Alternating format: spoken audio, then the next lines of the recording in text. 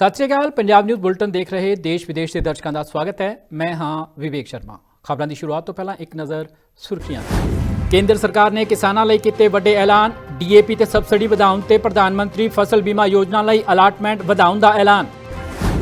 SKM ने supreme court वालों गठित कमेटी की मीटिंग में शामिल नहीं होने का कीता ऐलान। 3 जनवरी को होनी है मीटिंग। किसान मजदूर जथेबंदियां ने प्रकाश पुरब शंभू बॉर्डर विखे मनाउण दा कीता फैसला। पंजाब यूनिवर्सिटी के मुद्दे ते सुखपाल खैरा ने मुड़ तो केंद्र और सूबा सरकार नूं लिया निशाने ते। खैरा ने कहा केंद्र की इस नूं खोण की तैयारी, सूबा सरकार की चुप्पी खड़े कर रही वड्डे सवाल। दिल्ली की मुख्यमंत्री आतिशी का केंद्र सरकार ते वड्डा इल्जाम। कहा केंद्र सरकार सक्सेना के जरिए मंदिरां और बुद्ध धर्म के धार्मिक स्थानों नूं ढाउण की कर रही है तैयारी। ते हुण इन्हां खबरां दा विस्तार। नवें साल के पहले दिन केंद्र सरकार ने किसानों लई वड्डे ऐलान किए। केंद्र सरकार ने DAP ते सबसिडी वधाउण दा ऐलान किया है। नाल ही प्रधानमंत्री फसल बीमा योजना लई अलाटमेंट नूं भी वधाया गया है। किसानों बारे लए कैबिनेट के फैसले की जानकारी केंद्रीय मंत्री अश्विनी वैष्णव ने साझी की। नवें साल के मौके ते धरने ते बैठे किसानों नूं केंद्र की मोदी सरकार वालों वड्डा तोहफा दिता गया है। सूचना और प्रसारण मंत्री अश्विनी वैष्णव ने कैबिनेट के फैसलों की जानकारी देंदियां किसानों नूं दित्ती जा रही DAP ते सबसिडी वधाउण दा ऐलान किया। इस दे नाल ही प्रधानमंत्री फसल बीमा योजना लई अलाटमेंट वधाउण दी उन्होंने जानकारी साझी की। बुधवार नूं होई मंत्रिमंडल की मीटिंग विच लए गए फैसलों बारे DAP खाद बनाउण वालियां कंपनियां लई विशेष पैकेज नूं प्रवानगी दी गई। किसानों को DAP 50 किलो का बैग 1350 रुपए में मिलेगा। आज दुनिया में जितना भी जियोपॉलिटिकल टेंशन्स के कारण, डिसरप्शंस के कारण, वॉर सिचुएशंस के कारण जो भी एक्स्ट्रा बर्डन है, वो एक्स्ट्रा बर्डन प्रधानमंत्री श्री नरेंद्र मोदी जी की सरकार बेयर करेगी। ये स्पेशल वन टाइम पैकेज बहुत ही महत्वपूर्ण फैसला है साथियों, और ये दिखाता है कि किस तरह से सरकार का कमिटमेंट किसानों के प्रति है।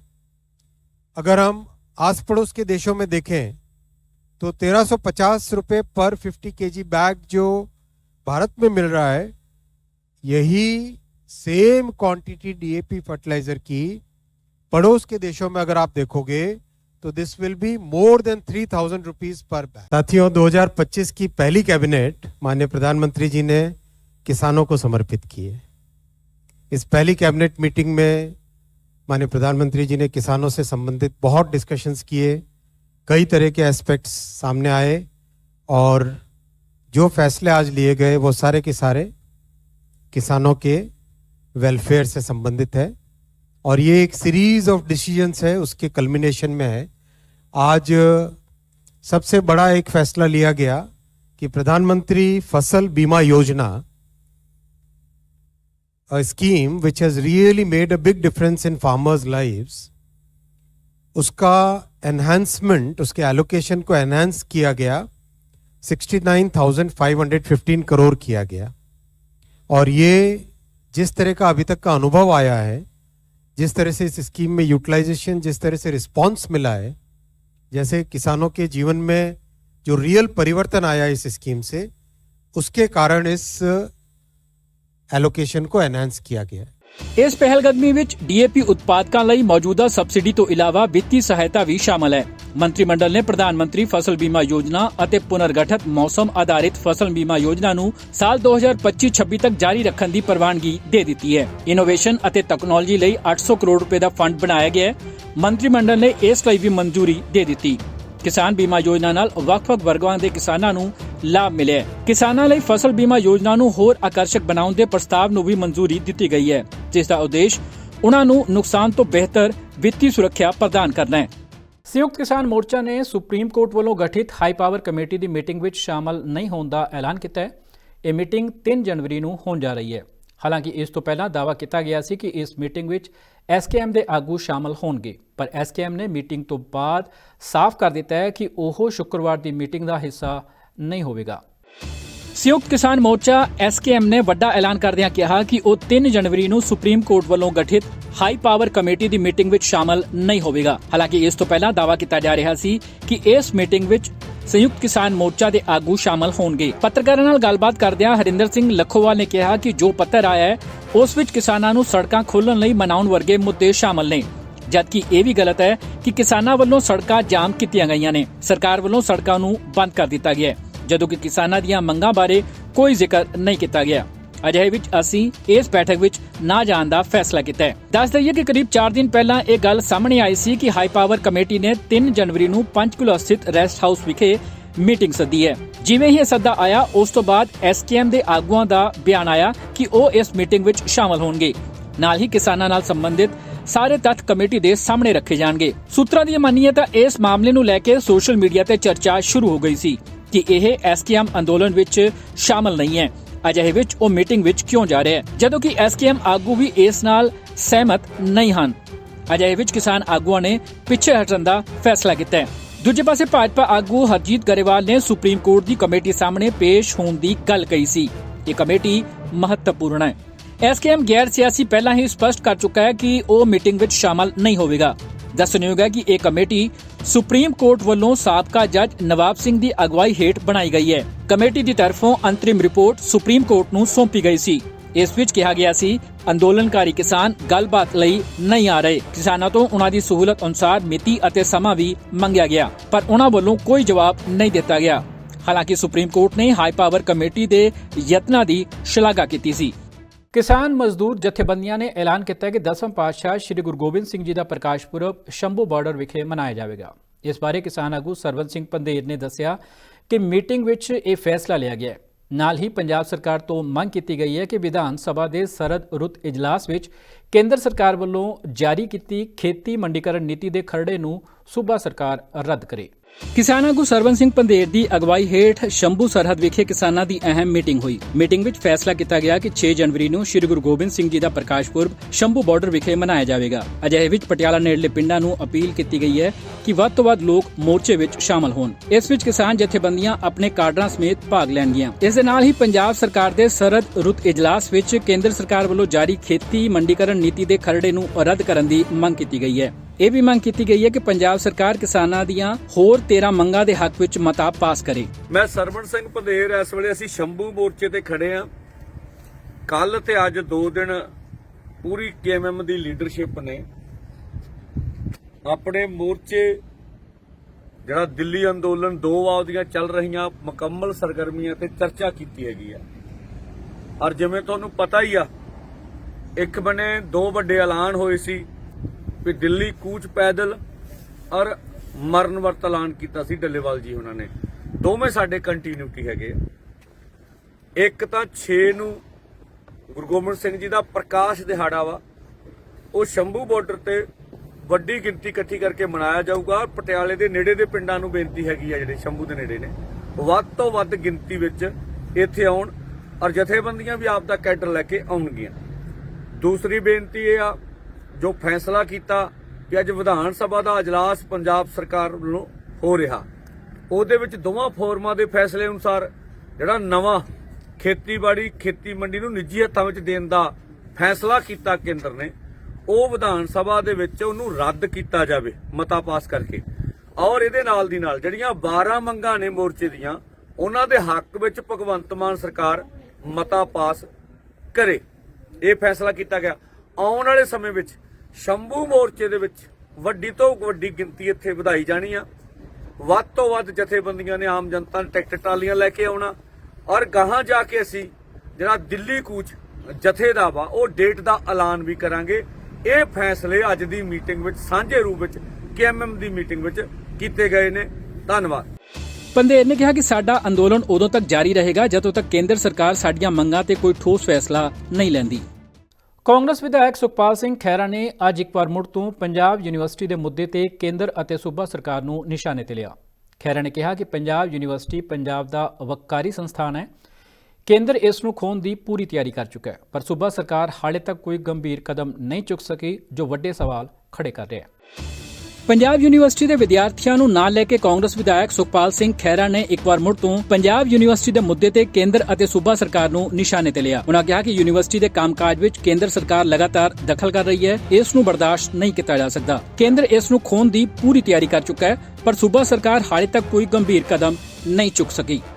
ਜਦੋਂ ਦੀ ਯੂਨੀਵਰਸਿਟੀ ਹੋਂਦ ਵਿੱਚ ਆਈ ਹੈ, ਲਾਹੌਰ ਤੋਂ ਸ਼ਿਫਟ ਹੋ ਕੇ ਆਈ ਹੈ, ਸ਼ਾਇਦ 1882 ਦੀ ਸਾਡੀ ਪੰਜਾਬ ਯੂਨੀਵਰਸਿਟੀ ਪ੍ਰੀਮੀਅਰ ਇੰਸਟੀਟਿਊਸ਼ਨ ਹੈ ਪੰਜਾਬ ਦਾ, ਔਰ ਇੱਥੋਂ ਬੜੇ ਵੱਡੇ ਵੱਡੇ ਵਿਦਵਾਨ ਪੈਦਾ ਹੋਏ ਨੇ। ਡਾਕਟਰ ਮਨਮੋਹਨ ਸਿੰਘ ਲਾ ਲਓ ਤੁਸੀਂ, ਉਹ ਇੱਥੇ ਪੜ੍ਹਾ ਕੇ ਵੀ ਗਏ ਨੇ ਔਰ ਉਹ ਦੇਸ਼ ਦੇ ਪ੍ਰਾਈਮ ਮਿਨਿਸਟਰ ਬਣੇ। ਹੁਣ ਬੀਜੇਪੀ ਦੀ ਸਰਕਾਰ ਦੇ ਮਨਸੂਬੇ ਨੇ ਕਿ ਕਿਸੇ ਤਰੀਕੇ ਨਾਲ ਜਿਵੇਂ ਬਾਕੀ ਪੰਜਾਬ ਦੀ ਸਪਿਰਿਟ ਕਿਲ ਕਰ ਰਹੇ ਨੇ, ਇਸੇ ਤਰ੍ਹਾਂ ਨਾਲ ਉਹ ਪੰਜਾਬ ਯੂਨੀਵਰਸਿਟੀ ਨੂੰ ਪੰਜਾਬੀਆਂ ਤੋਂ ਖੋਣਾ ਹੀ ਚਾਹੁੰਦੇ ਨੇ। ਮੈਂ ਤਾਂ ਕਹੂੰ ਸਿੱਧਾ ਉਹਨੂੰ, ਉਹਦੀ ਸਪਿਰਿਟ ਨੂੰ ਕਿਲ ਕਰਨਾ ਚਾਹੁੰਦੇ ਨੇ, ਤਾਂ ਕਿ ਪੰਜਾਬ ਜਿਹੜਾ ਵਾ ਜਿਵੇਂ ਸਾਡੇ ਕਿਸਾਨ ਅੰਦੋਲਨ ਨੂੰ ਦਬਾਇਆ ਜਾ ਰਿਹਾ, ਡੱਲੇਵਾਲ ਸਾਹਿਬ ਵਿਚਾਰੇ ਮਰਨ ਵਰਤ ਤੇ ਬੈਠੇ ਨੇ, ਐਨ ਉਸੇ ਤਰਜ਼ ਦੇ ਉੱਤੇ ਯੂਨੀਵਰਸਿਟੀ ਦੇ ਹਕੂਕ ਨੂੰ ਕੁਚਲਿਆ ਜਾ ਰਿਹਾ ਵਾ। ਔਰ ਇਹਨਾਂ ਨੌਜਵਾਨਾਂ ਨੇ ਐਫਰਟ ਕਰਕੇ ਸੈਨੇਟ ਨੂੰ ਬਹਾਲ ਕਰਾਉਣ ਵਾਸਤੇ, ਕਿਉਂਕਿ ਸੈਨੇਟ ਦੀ ਟਰਮ ਖਤਮ ਹੋ ਗਈ 31 ਅਕਤੂਬਰ 2024 ਨੂੰ। ਹੁਣ ਮਤਲਬ Punjab university without elected body ਚੱਲ ਰਹੀ ਹੈ। ਜਿਹੜਾ ਸਾਡਾ ਫੰਡਾਮੈਂਟਲ ਰਾਈਟ ਆ ਆਪਣੀ ਗੱਲ ਕਹਿਣ ਦਾ, freedom of expression and speech, ਉਹ ਵੀ ਯੂਨੀਵਰਸਿਟੀ ਜਿਹੜੀ ਇਸ ਵਕਤ ਮੌਜੂਦਾ ਉਹਦੀ ਐਸਟੈਬਲਿਸ਼ਮੈਂਟ ਆ, ਉਹ ਇਹਨਾਂ ਤੋਂ ਖੋ ਰਹੀ ਆ। ਮੇਰੇ ਕੋਲ ਲੈ ਕੇ ਆਏ ਸਾਰਾ ਬੜਾ ਡਿਟੇਲਡ ਰਿਪਰੈਜ਼ੈਂਟੇਸ਼ਨ ਹੈ। ਇਹ ਚਾਹੁੰਦੇ ਨੇ, ਇਹਨਾਂ ਨੇ ਬੜੀ ਕੋਸ਼ਿਸ਼ ਕੀਤੀ ਕਿ ਕਿਸੇ ਤਰੀਕੇ ਨਾਲ ਆਮ ਆਦਮੀ ਪਾਰਟੀ ਦੀ ਸਰਕਾਰ, ਕਿਉਂਕਿ ਪੰਜਾਬ ਸਰਕਾਰ ਇਸ ਯੂਨੀਵਰਸਿਟੀ ਨੂੰ ਚਲਾਉਣ ਵਾਸਤੇ ਹਰ ਸਾਲ ਜਿਹੜੀ 40% ਕੰਟਰੀਬਿਊਸ਼ਨ ਪੰਜਾਬ ਸਰਕਾਰ ਦੀ ਇਹਨੂੰ ਯੂਨੀਵਰਸਿਟੀ ਨੂੰ ਚਲਾਉਣ ਲਈ 90 ਕਰੋੜ ਰੁਪਏ ਦੀ ਗ੍ਰਾਂਟ ਪੰਜਾਬ ਦੇ ਤੁਹਾਡੇ ਖਜ਼ਾਨੇ ਵਿੱਚੋਂ ਪੰਜਾਬ ਯੂਨੀਵਰਸਿਟੀ ਚੰਡੀਗੜ੍ਹ ਨੂੰ ਚਲਾਉਣ ਵਾਸਤੇ ਦਿੱਤੀ ਜਾਂਦੀ ਆ। ਲੇਕਿਨ ਜਦੋਂ ਆਪਣੇ ਅਧਿਕਾਰਾਂ ਦੀ ਗੱਲ ਹੋਵੇ ਤਾਂ ਆਮ ਆਦਮੀ ਪਾਰਟੀ ਦੀ ਸਰਕਾਰ ਮੂਕ ਦਰਸ਼ਕ ਬਣੀ ਹੋਈ ਆ।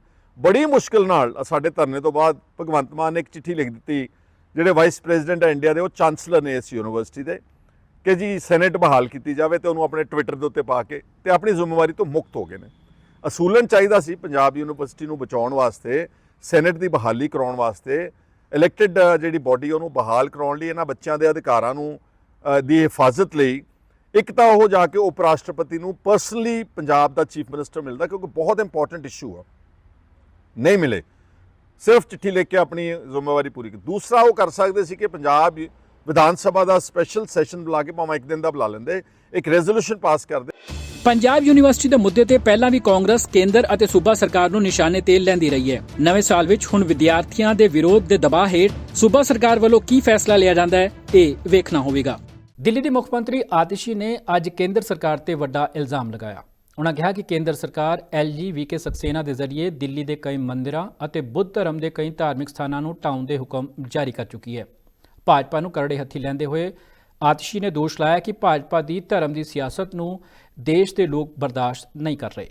ਦਿੱਲੀ ਦੀ ਮੁੱਖ ਮੰਤਰੀ ਆਤਿਸ਼ੀ ਨੇ ਕੇਂਦਰ ਸਰਕਾਰ ਤੇ ਦਿੱਲੀ ਦੇ LGVK ਸਕਸੇਨਾ ਤੇ ਵੱਡਾ ਦੋਸ਼ ਲਾਇਆ। ਆਤਿਸ਼ੀ ਨੇ ਕਿਹਾ ਕਿ ਭਾਜਪਾ ਅਤੇ ਕੇਂਦਰ ਸਰਕਾਰ ਨੇ ਆਪਣੇ LG ਅਤੇ ਅਧਿਕਾਰੀਆਂ ਰਾਹੀਂ ਮੰਦਿਰਾਂ ਨੂੰ ਢਾਉਣ ਦੇ ਹੁਕਮ ਜਾਰੀ ਕੀਤੇ ਹੋਏ ਨੇ। ਭਾਜਪਾ ਦੇ ਇਸ਼ਾਰੇ ਤੇ LG ਨੇ ਦਿੱਲੀ ਵਿੱਚ ਬੁੱਧ ਧਰਮ ਦੇ ਕਈ ਮੰਦਿਰਾਂ ਅਤੇ ਧਾਰਮਿਕ ਸਥਾਨਾਂ ਨੂੰ ਢਾਉਣ ਦੇ ਹੁਕਮ ਜਾਰੀ ਕੀਤੇ ਨੇ। ਇਹ ਹੁਕਮ 22 ਨਵੰਬਰ ਨੂੰ ਹੋਈ धार्मिक कमेटी की मीटिंग विच दिता गया सी।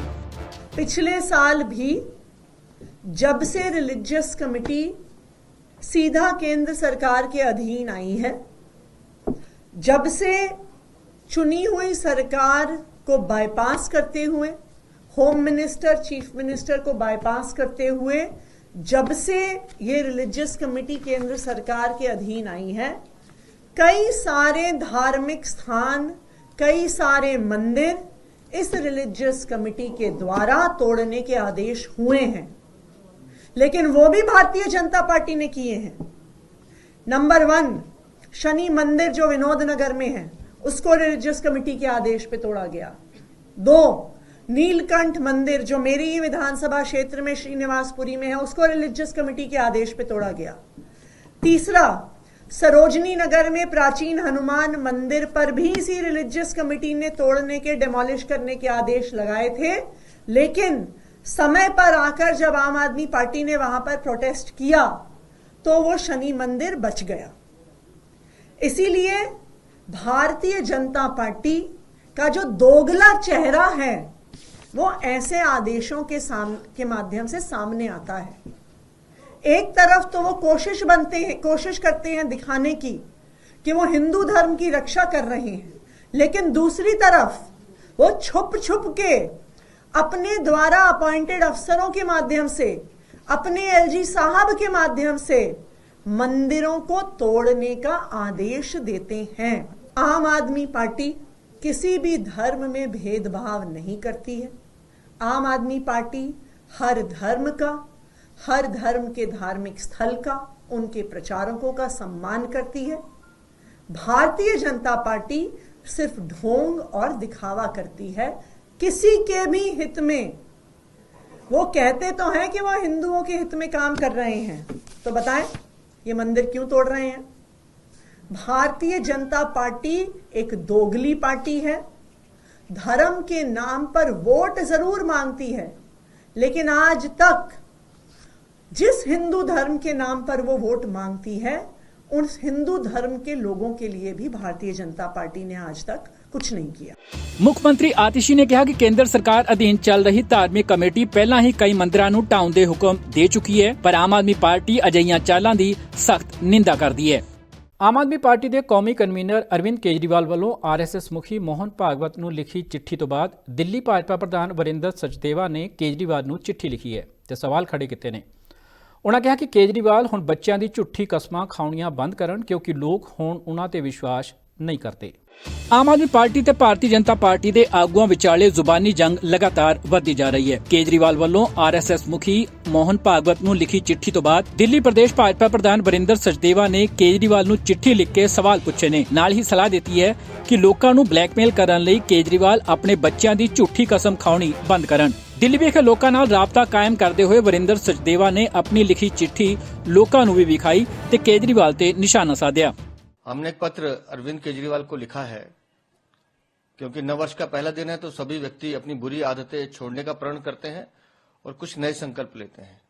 तो हमने भी अरविंद केजरीवाल से निवेदन किया है कि 5 संकल्प आप हमने जो आपको दिए उस पर अमल करें।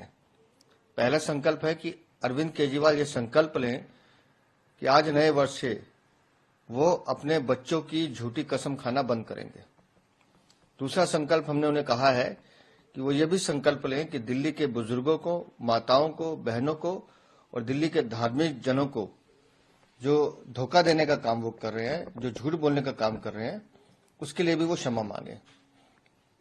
तीसरा हमने उनसे कहा है कि दिल्ली के युवाओं को शराब के नशे में धकेलने की साजिश जो आपने की है, उसके लिए आपको दिल्ली से माफी मांगनी चाहिए। चौथा हमने उनसे कहा है कि मां यमुना की सफाई के नाम पर आपने करोड़ों रुपए का घोटाला किया है, दिल्ली को लूटने का काम किया, उसके लिए भी आपको मां यमुना से माफी मांगनी चाहिए। पांचवा हमने उनसे कहा है कि आप अपने राजनीतिक हित के लिए देश विरोधी ताकतों के साथ हाथ मिलाते हैं, उनसे राजनीतिक चंदा लेते हैं। भविष्य में ऐसा ना करने की आप शपथ लें। ये 5 हमने उनको कहा है कि अपने जीवन में ये अगर आप करेंगे तो आपके जीवन में सुधार आएगा और ईश्वर आपको एक सुमग्र मार्ग पर चलने की प्रेरणा भी देगा। और जहां तक अरविंद केजरीवाल ने जो माननीय सरसंघ चालक जी को पत्र लिखा है, मैं सिर्फ उनसे एक बात कहना चाहता हूं। अरविंद केजरीवाल, आप विषय से भटकिए मत। आप फोर्ड फाउंडेशन या कनाडा वालों से जब आतंकवादियों से पैसे लेते हैं तो माननीय सरसंघ चालक जी से पूछते हैं। आपने दिल्ली को धोखा दिया, पंजाब की माताओं बहनों को धोखा दिया, किसी को महिला सम्मान के नाम पर 1 रुपया राशि नहीं दी। किससे पूछा आपने? आपका काम है धोखा देना, आप विषय को गुमराह करते हैं।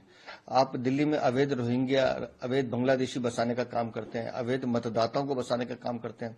आप किसी से पूछते हैं क्या? आप दिन रात संविधान की हत्या और लोकतंत्र की हत्या कर रहे हैं। जिस तरह से आप देश के टुकड़े करने की बात करते हैं, ये सब आप माननीय सरसंघ चालक जी से पूछ के करते हैं क्या? आप विषय से भटकना चाहते हैं, आपकी औकात नहीं है कि आप माननीय सरसंघ चालक जी से बात भी कर सके। उनका नाम लेना तो छोड़ दीजिए, विषय पे रहिए। आप बताइए कि दिल्ली को आपने लूटने और ठगने का काम किया है, उसके लिए दिल्ली वालों से क्षमा मांगी। ਆਪ ਦੇ ਕੌਮੀ ਕਨਵੀਨਰ ਅਰਵਿੰਦ ਕੇਜਰੀਵਾਲ ਵੱਲੋਂ ਹਾਲ ਹੀ ਵਿੱਚ ਜਿਹੜੀਆਂ ਸਕੀਮਾਂ ਦਾ ਐਲਾਨ ਕੀਤਾ ਗਿਆ ਹੈ, ਉਸ ਤੋਂ ਬਾਅਦ ਦੋਹਾਂ ਪਾਰਟੀਆਂ ਦੇ ਆਗੂਆਂ ਵੱਲੋਂ ਇੱਕ ਦੂਜੇ ਤੇ ਸ਼ਬਦੀ ਬਾਣ ਛੱਡੇ ਜਾ ਰਹੇ ਨੇ। ਫਿਲਹਾਲ ਵੇਖਣਾ ਹੋਵੇਗਾ ਦਿੱਲੀ ਦੇ ਲੋਕਾਂ ਦਾ ਫੈਸਲਾ ਕੀ ਆਉਂਦਾ ਹੈ। ਆਮ ਆਦਮੀ ਪਾਰਟੀ ਦੀ ਪੁਜਾਰੀ ਗ੍ਰੰਥੀ ਸਨਮਾਨ ਯੋਜਨਾ ਤੇ ਭਾਜਪਾ ਲਗਾਤਾਰ ਸਵਾਲ ਚੁੱਕ ਰਹੀ ਹੈ। ਹੁਣ ਇਹਨਾਂ ਸਵਾਲਾਂ ਤੇ ਆਪ ਨੇ ਪਲਟਵਾਰ ਕੀਤਾ ਹੈ। ਆਪ ਦੇ ਰਾਜ ਸਭਾ ਮੈਂਬਰ ਸੰਜੇ ਸਿੰਘ ਨੇ ਕਿਹਾ ਕਿ ਸਾਡੀ ਹਰ ਯੋਜਨਾ ਤੇ ਭਾਜਪਾ ਸਿਰਫ ਵਿਰੋਧ ਕਰ ਸਕਦੀ ਹੈ, ਹੋਰ ਕੁਝ ਨਹੀਂ। ਆਮ ਆਦਮੀ ਪਾਰਟੀ ਦੀ ਪੁਜਾਰੀ ਗ੍ਰੰਥੀ ਸਨਮਾਨ ਯੋਜਨਾ ਤੇ ਬਿਆਨਬਾਜ਼ੀ ਦਾ ਸਿਲਸਿਲਾ ਵਧਦਾ ਜਾ ਰਿਹਾ ਹੈ। ਇਸ ਯੋਜਨਾ ਨੂੰ ਲੈ ਕੇ ਭਾਜਪਾ ਆਮ ਆਦਮੀ ਪਾਰਟੀ ਤੇ ਹਮਲਾਵਰ ਹੈ ਤਾਂ ਦੂਜੇ ਪਾਸੇ ਆਪ ਦੇ ਆਗੂ ਇਸ ਸਕੀਮ ਨੂੰ ਲੈ ਕੇ ਭਾਜਪਾ ਨੂੰ ਨਿਸ਼ਾਨੇ ਤੇ ਲੈ ਰਹੇ ਨੇ। ਆਪ ਦੇ ਰਾਜ ਸਭਾ ਮੈਂਬਰ ਸੰਜੇ ਸਿੰਘ ਨੇ ਭਾਜਪਾ ਨੂੰ ਚੁਣੌਤੀ ਦਿੱਤੀ ਹੈ ਕਿ ਦੇਸ਼ ਦੇ 20 ਤੋਂ ਵੱਧ ਸੂਬਿਆਂ ਵਿੱਚ ਭਾਜਪਾ ਦੀ ਸਰਕਾਰ ਹੈ, ਭਾਜਪਾ ਆਪਣੇ ਸ਼ਾਸਨ ਵਾਲੇ ਸੂਬਿਆਂ ਵਿੱਚ ਅਜਿਹੀ ਸਕੀਮ ਕਿਉਂ ਨਹੀਂ ਚਲਾ ਸਕਦੀ।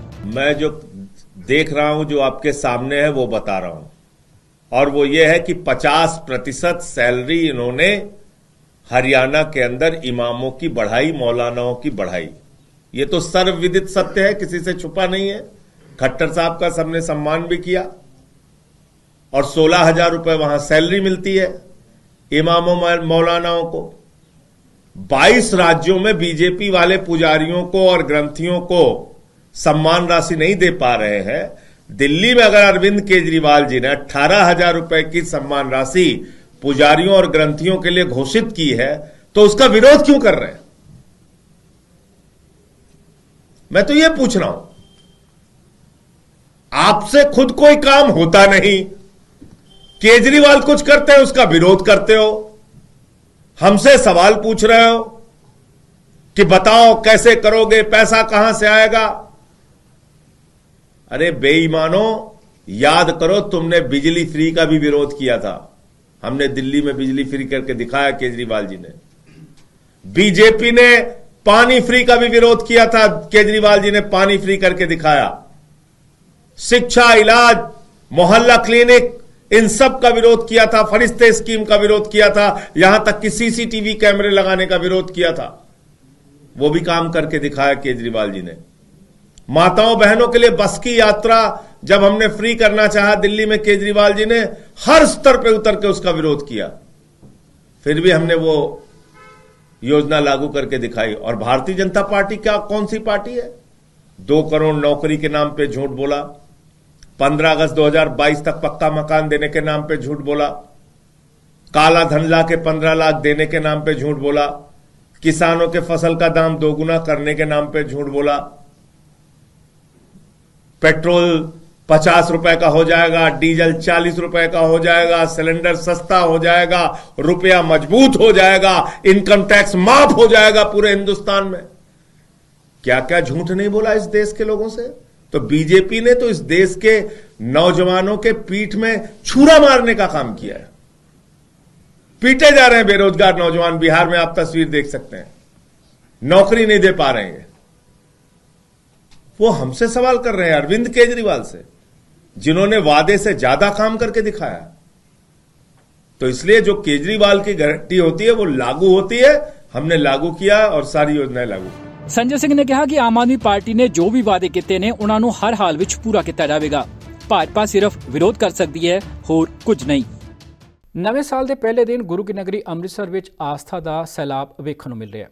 ਕੜਾਕੇ ਦੀ ਠੰਡ ਦੇ ਬਾਵਜੂਦ ਸ਼ਰਧਾਲੂ ਸੱਚਖੰਡ ਸ੍ਰੀ ਦਰਬਾਰ ਸਾਹਿਬ ਵਿਖੇ ਪਹੁੰਚ ਕੇ ਨਤਮਸਤਕ ਹੋ ਰਹੇ ਨੇ। ਬੀਤੇ ਰੋਜ਼ ਵੀ ਵੱਡੀ ਗਿਣਤੀ ਸ਼ਰਧਾਲੂਆਂ ਨੇ ਮੱਥਾ ਟੇਕਿਆ ਸੀ ਅਤੇ ਨਵੇਂ ਸਾਲ ਦੀ ਸ਼ੁਰੂਆਤ ਉਹਨਾਂ ਗੁਰੂ ਘਰ ਦੀ ਹਾਜ਼ਰੀ ਵਿੱਚ ਕੀਤੀ ਸੀ। ਨਵੇਂ ਸਾਲ ਦੀ ਸ਼ੁਰੂਆਤ ਦੇ ਨਾਲ ਹੀ ਗੁਰੂ ਕੀ ਨਗਰੀ ਅੰਮ੍ਰਿਤਸਰ ਵਿੱਚ ਸ਼ਰਧਾਲੂਆਂ ਦੀ ਗਿਣਤੀ ਵਿੱਚ ਵਾਧਾ ਵੇਖਿਆ ਜਾ ਰਿਹਾ ਹੈ। ਦੇਸ਼ ਵਿਦੇਸ਼ ਤੋਂ ਵੱਡੀ ਗਿਣਤੀ ਵਿੱਚ ਸ਼ਰਧਾਲੂ ਨਵੇਂ ਸਾਲ ਮੌਕੇ ਵਾਹਿਗੁਰੂ ਦਾ ਆਸ਼ੀਰਵਾਦ ਲੈਣ ਲਈ ਸੱਚਖੰਡ ਸ੍ਰੀ ਦਰਬਾਰ ਸਾਹਿਬ ਵਿਖੇ ਪਹੁੰਚ ਕੇ ਨਤਮਸਤਕ ਹੋ ਰਹੇ ਨੇ। ਬੀਤੇ ਰੋਜ਼ ਵੀ ਵੱਡੀ ਗਿਣਤੀ ਸ਼ਰਧਾਲੂਆਂ ਨੇ ਮੱਥਾ ਟੇਕਿਆ ਸੀ। ਅੱਜ ਦਿਨ ਚੜ੍ਹਨ ਤੋਂ ਪਹਿਲਾਂ ਹੀ ਲੋਕ ਸ੍ਰੀ ਦਰਬਾਰ ਸਾਹਿਬ ਪਹੁੰਚੇ ਤੇ ਸੀਸ ਨਵਾਇਆ। ਕੜਾਕੇ ਦੀ ਠੰਡ ਵਿਚਾਲਾ ਵੀ ਲੋਕਾਂ ਦੀ ਆਸਥਾ ਨੂੰ ਬਿਲਕੁਲ ਵੀ ਫਰਕ ਨਹੀਂ ਪਿਆ। ਸ਼ਰਧਾਲੂਆਂ ਵੱਲੋਂ ਚੰਗੇ ਭਵਿੱਖ ਤੇ ਸਰਬੱਤ ਦੇ ਭਲੇ ਲਈ ਅਰਦਾਸ ਕੀਤੀ ਗਈ। ਹਰ ਉਮਰ ਵਰਗ ਦੇ ਲੋਕਾਂ ਵਿੱਚ ਖਾਸ ਉਤਸ਼ਾਹ ਨਜ਼ਰ ਆਇਆ। ਦੇਖੋ ਜੀ, 2025 ਦੇ ਵਿੱਚ ਨਵੀਂ ਸ਼ੁਰੂਆਤ ਲਈ, ਪਿਛਲੀਆਂ ਭੁੱਲਾਂ ਚੁੱਕਾਂ ਮਾਫੀ ਲਈ, ਅੱਗੇ ਅਗਾਂਹ ਵਾਸਤੇ ਗੁਰੂ ਸਾਹਿਬ ਤੋਂ ਮੱਤ ਲੈਣ ਲਈ ਅਤੇ ਸਰਬੱਤ ਦੇ ਭਲੇ ਦੀ ਅਰਦਾਸ ਲਈ ਅਸੀਂ ਗੁਰੂ ਸਾਹਿਬ ਦੀ ਹਜ਼ੂਰੀ ਵਿੱਚ ਪੁੱਜੇ ਹਾਂ। ਜਿੱਥੇ ਅੱਜ ਨਵਾਂ ਵਰ੍ਹਾ ਸ਼ੁਰੂ ਹੋਇਆ, ਉੱਥੇ ਹੀ ਅੱਜ ਮੇਰੀ ਸਰਦਾਰਨੀ ਦਾ ਜਨਮ ਦਿਨ ਵੀ ਹੈ। ਉਹ ਵੀ ਅਸੀਂ ਗੁਰੂ ਸਾਹਿਬ ਦੇ ਚਰਨਾਂ ਦੇ ਵਿੱਚ ਅਰਦਾਸ ਕਰਕੇ ਚੜ੍ਹਦੀ ਕਲਾ ਤੇ ਸੇਜਾਬੀ ਲਈ ਕੀਤਾ। ਉੱਥੇ ਸਰਬੱਤ ਦੇ ਭਲੇ ਵੀ ਅਸੀਂ ਗੁਰੂ ਸਾਹਿਬ ਦੇ ਅੱਗੇ ਅਰਦਾਸ ਕੀਤੀ ਹੈ ਕਿ ਸਰਮੁਕਤਾ ਦੀ ਭਲਾਈ ਹੋਵੇ। ਪਿਛਲੇ ਸਮੇਂ ਵਿੱਚ ਹੋਈਆਂ ਕੋਈ ਵੀ ਖੁਨਾਮੀਆਂ ਉਹਨਾਂ ਨੂੰ ਮਾਫ ਕਰਨਾ ਤੇ ਅੱਗੇ ਵਾਸਤੇ ਸਾਨੂੰ ਸਮੱਤ ਬਖਸ਼ੀ। ਪਰਿਵਾਰ ਦੇ ਨਾਲ ਪਹੁੰਚੇ ਜੀ, ਪਰਿਵਾਰ ਦੇ ਨਾਲ ਪਹੁੰਚੇ। ਅੱਜ ਸਰਦਾਰਨੀ ਦਾ ਜਨਮ ਦਿਨ ਵੀ ਆ, ਉਹ ਵੀ ਗੁਰੂ ਸਾਹਿਬ ਦੇ ਚਰਨਾਂ ਵਿੱਚ ਹੀ ਮਨਾਇਆ। ਮੈਸੇਜ ਕੀ ਦੇਣਾ ਚਾਹੋਗੇ ਕਿ ਪੁਰਾਣੇ ਸਿੱਕੇ ਬਹੁਤ ਹੁੰਦੇ ਨੇ, ਲੱਗਦਾ ਕਿ ਬਾਏ ਬਾਏ ਕਰਨੇ ਚਾਹੀਦੇ? ਦੇਖੋ, ਇਹ ਅੰਗਰੇਜ਼ੀ ਬੜਾ ਆ। ਜਿਹੜੀ ਸਾਡੀ ਹੁਣ ਦੀ ਪੀੜ੍ਹੀ ਆ ਉਹ ਕਲੱਬਾਂ ਵਿੱਚ, ਨਾਈਟ ਕਲੱਬਾਂ ਵਿੱਚ ਜਾਂ ਦੂਜੇ ਨਾਚ ਗਾਣਿਆਂ ਵਿੱਚ ਉਲਝੀ ਹੋਈ ਆ। ਆਪਣੇ ਜਿਹੜਾ ਸਮਾਜਿਕ ਕਦਰਾਂ ਕੀਮਤਾਂ ਉਹਨੂੰ ਭੁੱਲੀ ਹੋਈ ਆ। ਗੁਰੂ ਸਾਹਿਬ ਦੇ ਚਰਨਾਂ ਵਿੱਚ ਜੁੜਨ ਦੀ ਬਜਾਏ ਸਿੱਖ ਕੌਮ ਦੇ ਲਈ ਨਾਈਟ ਕਲੱਬਾਂ ਵਿੱਚ ਮਨਾਉਣਾ ਨਵਾਂ ਵਰ੍ਹਾ, ਇਹ ਬਹੁਤ ਮਾੜੀ ਗੱਲ ਆ। ਸਾਨੂੰ ਆਪਣੇ ਵਿਰਸੇ ਨਾਲ, ਆਪਣੇ ਧਰਮ ਦੇ ਨਾਲ ਜੁੜਨਾ ਚਾਹੀਦਾ। ਜ਼ਿਕਰਯੋਗ ਹੈ ਕਿ ਨਵੇਂ ਸਾਲ ਦੀ ਆਮਦ ਤੋਂ ਬਾਅਦ ਸ਼ਰਧਾਲੂਆਂ ਦਾ ਅੰਮ੍ਰਿਤਸਰ ਪਹੁੰਚਣਾ ਲਗਾਤਾਰ ਜਾਰੀ ਹੈ। ਖਰਾਬ ਮੌਸਮ ਤੇ ਕੜਾਕੇ ਦੀ ਠੰਡ ਦੇ ਬਾਵਜੂਦ ਸ਼ਰਧਾਲੂਆਂ ਦੀ ਆਸਥਾ ਭਾਰੀ ਪੈ ਰਹੀ ਹੈ। ਇਸ ਬੁਲਟਨ 'ਚ ਇੰਨਾ ਹੀ। ਨਵੀਆਂ ਤੇ ਤਾਜ਼ਾ ਖਬਰਾਂ ਲੈ ਕੇ ਮੁੜ ਹਾਜ਼ਰ ਹੋਵਾਂਗੇ। ਫਿਲਹਾਲ ਦਿਓ ਇਜਾਜ਼ਤ। ਧੰਨਵਾਦ।